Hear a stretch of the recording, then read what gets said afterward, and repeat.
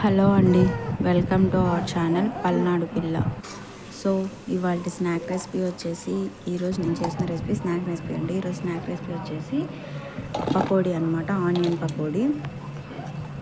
So evening టైంలో ఎక్కువ snacks వచ్చేసి పకోడీ, బజ్జీ, పునుగు ఇలాంటివి తినడానికి ఇష్టపడతారనమాట. సో ఈరోజు అయితే పకోడీ చేశాను.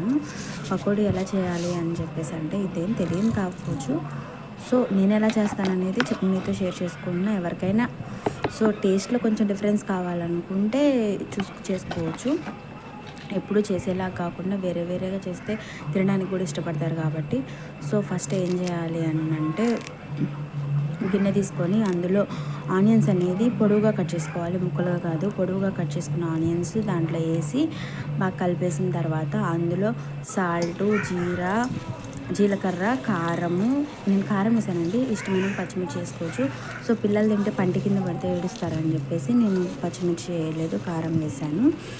సో కొంచెం కారం, కరివేపాకు తుంచేయండి, ఆకులుగా కాదు, కొంచెం తుంచేసి మొత్తం కలిపేసి బాగా ఆనియన్స్లో వాటర్ అనేది బయటకు రావాలన్నమాట. అలా బయటకు వచ్చిందాక వాటర్ అనేది బయటకు వచ్చిందాక బాగా మెదిపిన తర్వాత అందులోనే మనకి బియ్యం పిండి వేసుకోవాలి. నేను చూపిస్తున్నా కదా వీడియోలో, ఆ స్పూన్తో 3 స్పూన్స్ వేసుకోండి. 3 స్పూన్స్ వేస్తే ఆ ఆనియన్స్కి నేను వేసిన ఐటమ్స్ క్వాంటిటీకి పర్ఫెక్ట్గా సరిపోతుంది. సో బియ్యం పిండి వేసిన తర్వాత కొంచెం వంట సోడా వేసుకోండి అనమాట. వంట సోడా వేస్తే ఏమవుతుందంటే అందులో ఉన్న క్రిస్పీనెస్ అనేది తెలుస్తుంది, కొంచెం ఉబ్బుతాయి కదా. సో మెత్తగా కాకుండా కరకరలాడుతుంటే బాగుంటాయి కదా పకోడీ. సో అందరికీ అలాగే ఇష్టపడట్లేండి, కొంతమంది కరకరలాడుతుంటే ఇష్టపడతారు, కొంతమంది ఏమో మెత్తగా ఉంటే ఇష్టపడతారనమాట. కొంచెం వంట సోడా వేసి కలుపుకోండి అనమాట. పిండి వేసేటప్పుడు వేస్తే బాగా కలుస్తుంది. కలిపిన తర్వాత ఆ ఉల్లిపాయల వాటర్ ఎంతవరకు వస్తుందో అంతవరకు బాగా కలిపేసిన తర్వాత మిగిలిన దాంట్లో వాటర్ పోసుకోవాలి. కొంచెం ఒకసారి పోస్తే మనకి ఎంత పోయాలి, జావ అయిపోతుంది పిండి అనేది. కొంచెం వాటర్ పోసుకుంటా కలుపుకొని మనకి పర్ఫెక్ట్ క్వాంటిటీ అనేది వచ్చిన తర్వాత వీడియోలో చూపించాను కదా, అలా వచ్చిన తర్వాత మూత పెట్టి పక్కన పెట్టేసుకోండి.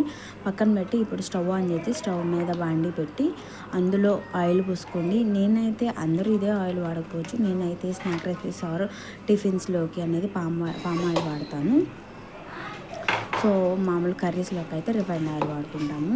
వేసిన తర్వాత ఆయిల్ కాగుతూ ఉంటుంది. ఈలోపు పిండి మూత తీసి మళ్ళీ ఒకసారి బాగా కలిపేసుకున్న తర్వాత కొంచెం పొయ్యి అనేది సిమ్లో పెట్టుకోండి వేసేటప్పుడు, లేకపోతే ఆయిల్ చేతి కింద పడుతుంది. సో అలవాటు ఉన్న వాళ్ళు అయితే పర్లేదు, బెటర్, ఎందుకైనా బెటర్. సిమ్లో పెట్టి వేసుకున్న తర్వాత కొంచెం వేసుకోండి. పొరలుగా వేసుకున్న తర్వాత హై ఫ్లేమ్లో పెట్టుకొని మీడియం ఫ్లేమ్లో హై ఫ్లేమ్లో అడ్జస్ట్ చేసుకుంటా అనేది 2 పక్కల కాల్చుకోవాలి. అలాగే వదిలేస్తే ఒక పక్క మాడిపోతుంది. సో 2 పక్కల తిప్పుతా బాగా ఫ్రై చేసుకోండి అనమాట. అంతా ఫ్రై అయ్యేటట్టుగా ఫ్రై చేసుకొని, హైలో పెడితే లోపల ఉడకదు, పైన ఉడికే మాడిపోతుంది. సో అందుకని మీడియం ఫ్లేమ్లో పెట్టుకొని మీడియం ఫ్లేమ్లో అడ్జస్ట్ చేసుకుంటానని కాల్చుకున్న తర్వాత ప్లేట్లోకి తీసుకోండి. ప్లేట్లో టిష్యూ పేపర్ ఏదైనా పేపర్ ఉంటే వేసుకోండి. న్యూస్ పేపర్ అయినా పర్లేదు, టిష్యూ పేపర్ లేని వాళ్ళు, ఎందుకంటే ఆయిల్ కొంచెం పీల్చుకుంటాయి కదా. సో అందుకని చెప్పేసి మరీ ఆయిల్గా తింటున్నట్టు ఉండేది టిష్యూ పేపర్ న్యూస్ పేపర్ వేసుకోకపోతే. సో వేసుకున్న తర్వాత ఎంత జల్లిగంటతో తీసినానని ఆయిల్ వస్తుంది కదండి. సో ఆయిల్ అనేది పేపర్ పీల్చుకున్నది. కొంచెం తీసేసిన తర్వాత మళ్ళీ ఉన్న పిండిని అలాగే కొంచెం మళ్ళీ ఆయిల్లో వేసుకోండి. సిమ్లో వేసేటప్పుడు మాత్రం ఖచ్చితంగా సిమ్లో పెట్టుకోండి. సో ఎందుకైనా జాగ్రత్త, బెటర్ కోసం చెప్తున్నాను. వేసుకున్న తర్వాత మళ్ళీ అలాగే వేసి మంటను మళ్ళీ మీడియం ఫ్లేమ్లో హై ఫ్లేమ్లో అడ్జస్ట్ చేసుకుంటా అలానే చేయండి.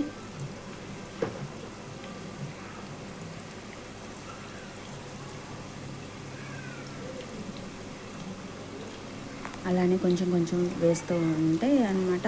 కొంచెం వేసుకోండి, ఫుల్గా వేస్తే అనమాట మనకి అటు ఇటు తిప్పడానికి ఫ్రీగా ఉండేటట్టు వేసుకోండి.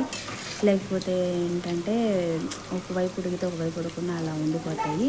సో 2 పక్కల తిప్పడానికి ఉండేటట్టు వేసుకొని అది కూడా అయిపోయిన తర్వాత అదే ప్యాన్లోకి తీసేసుకోండి. అలాగే మీరు ఏం చేస్తారు అంటే పిండి మొత్తం అలానే వేసేసుకొని తీసేసిన తర్వాత మళ్ళీ ఒకసారి టిష్యూ పేపర్తో పైన కొంచెం అంటండి. నేనైతే ఆ క్లిప్ చూపించలేదులేండి, సో ఎందుకు అంటే మిస్ అయింది. ఆ క్లిప్ తీయడం అనేది మిస్ అయిందనమాట. పుష్ కాబట్టి పైన అయితే పైన ఆయిల్ కూడా పోతుంది.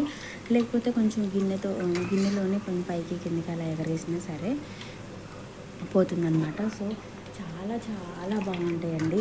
లాస్ట్లో కొంచెం పచ్చిమిర్చి అండ్ కరివేపాకు కూడా ఆయిల్లో వేసి తీసి అన్నీ పెట్టుకొని చాలా చాలా బాగుంటాయి. క్రిస్పీగా కరకరలాడుతుంది. ప్లీజ్ అలాగే మీరు ఈ స్టైల్ అనేది మీకు నచ్చినట్టయితే please subscribe my channel. Thank you.